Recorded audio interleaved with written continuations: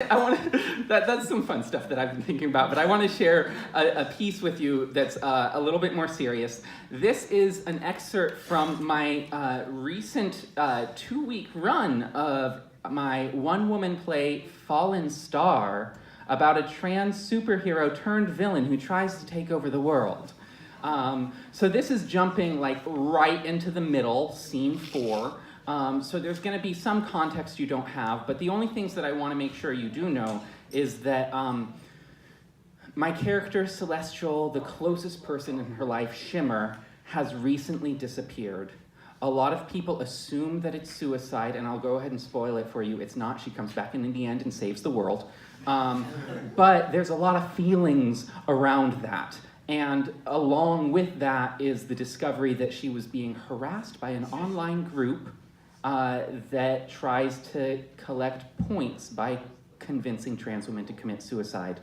And the leader of that group is Ninja Dude 69. So, I always feel like I'm such a mess when I'm talking to you, but I did something that maybe I shouldn't have. It's just that the Heroes Regional Council won't do anything about it. They say that there's nothing that they can do because nobody has broken any laws. But it's just Ninja Dude 69. That fucking asshole. He claimed credit for Shimmer. He has 5 points now. And I'm just thinking that there are 5 trans women who are gone because of him. That there are 5 times that people have had to go through everything that I have had to go through. And I don't know. Maybe he's exaggerating. If Shimmer really is dead, I do not think it is because of someone as insignificant as him. But still, in my eyes, he's a murderer. Or at the very least, pretending to be one and bragging about it.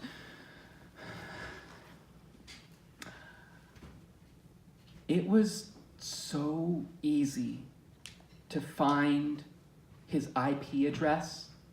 You know, for someone who knows every trick in the stalker book, he sure never thought anyone would come looking for him. And once I had that, I had his home address in my hand. And before I was even thinking, I was out the door and headed there. And on the way, I kept telling myself, this is a bad idea. Nothing good can come of this. But I couldn't stop myself. And as I was walking up to his door, my heart was pounding, and I wasn't afraid that he might be armed. I wasn't afraid that he might make me his next target. I wasn't afraid that I might do something stupid and get myself in trouble. I was afraid that I might turn back. That I might go on to the next mission, be a good novice hero, and do my job as if nothing had changed. That terrified me. And so I knocked on his door, and when an older woman answered, I froze. I couldn't exactly say, "Excuse me, ma'am, is there a ninja dude in the house?" So I took a stab at it and I said, "I need to talk to you about your son." And she rolled her eyes and said, "What now?" Clearly used to him causing trouble. I told her about his online activities. She did not know the extent of it.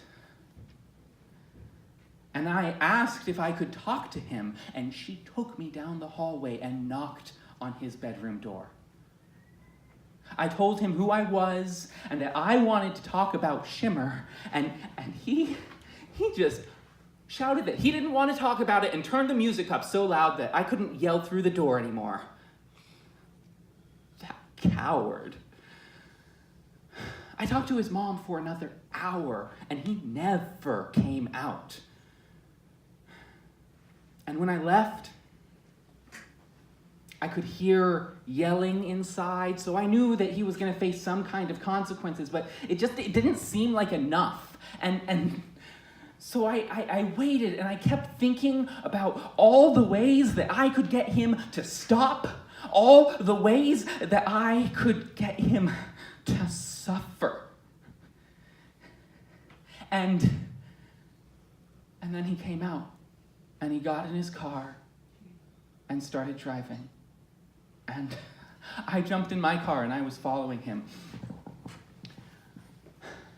Then we were getting on the freeway, and I had the thought, I just had the thought, what if he got distracted by his radio and his car just flew right off the on-ramp? At first, I didn't think I had actually done it. You know, I don't think my powers would work that way if I didn't really want to. Maybe it was an accident, but when I saw his car turned over there, I realized, despite everything that had happened, I didn't want him to die. And my training kicked in. I ran over there and had him out of the car, and an ambulance called, and on the way, before he was even out of shock enough to realize what was going on. But then he looked up at me, and I saw it in his eyes. He recognized me. He knew who I was. He knew that I had just been at his house. He knew what Shimmer meant to me, and he knew what I could do. He knew that I caused this accident. And at first he was angry, and then when he raised his arm to accuse me, he realized he couldn't move his arm. And that's when the terror set in. And I was scared too. You know, the prisons that they make for people with superpowers are terrible. And that's exactly where I would be going for attempted murder. And I realized in any other circumstance, I would be sickened to have someone look at me with such fear. But the whole problem this entire time was that without the law on my side, I had no leverage. And suddenly, now I did.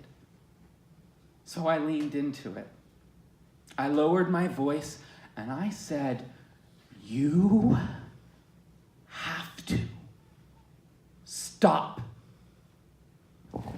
And then I got out of there and left him for the EMTs to find.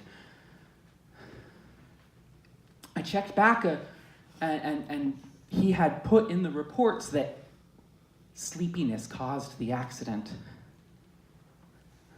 And a week later, when he came home from the hospital, he took down his website. Some of them moved on to some other site, but not all of them. And you know, this is not how I wanted to handle things, but I couldn't help but think how effective it all was.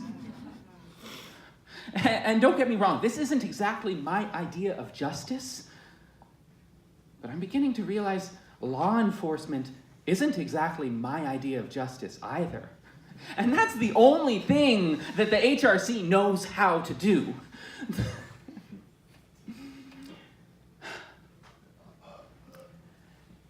Law enforcement only knows how to punish people. Any lessening of suffering in the world is purely an accidental byproduct, and I'm beginning to realize that it's time for me to start following my own path towards justice instead of following in someone else's. I can't stay here anymore. Shimmer was the only one I really trusted, and if Ninja Dude ever decides to tell them what really happened, there's no way I would make it out of the tower before they caught me. I just don't have a reason to take that risk. So, I don't know exactly how this works with you and I, but probably will be a while before we see each other again, and I just wanted to say, thanks for being there for me when I needed someone to talk to. I won't forget you. Goodbye.